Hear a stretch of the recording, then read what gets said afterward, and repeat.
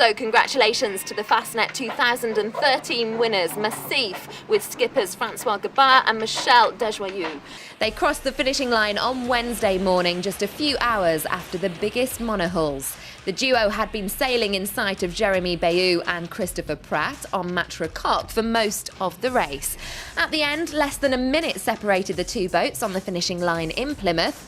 François Gabart, who was offshore racing world champion last April, confirms his supremacy in the Imoca Class. Alex Thomson, the local skipper, secured third place on Hugo Boss, 7 minutes after Massif, and a few minutes ahead of Bernard Stam on Jérémie. Let's take a look back on this 2013 edition of the Rolex Fastnet Race.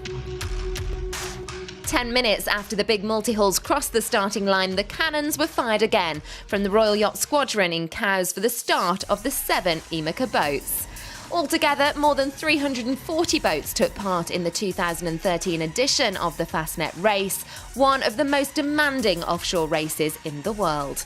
After sailing along the coast up to Land's End, the competitors have to cross the tumultuous Irish seas before rounding the famous Fastnet Rock just southwest of Ireland. Pour le bateau. Et le Castello, le bateau. La mer.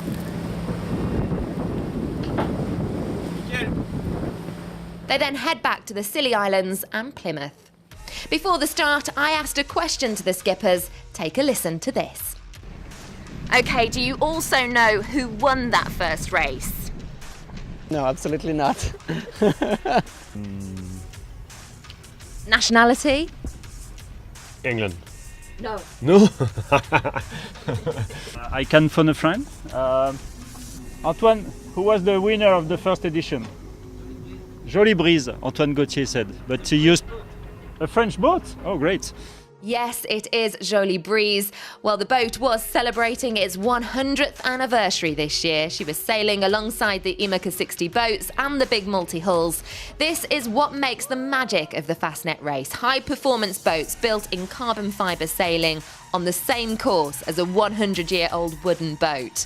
Jolie Breeze is the only boat to have won the Fastnet 3 times. PRB, winner of the 2 previous editions, will not equal her record in 2013.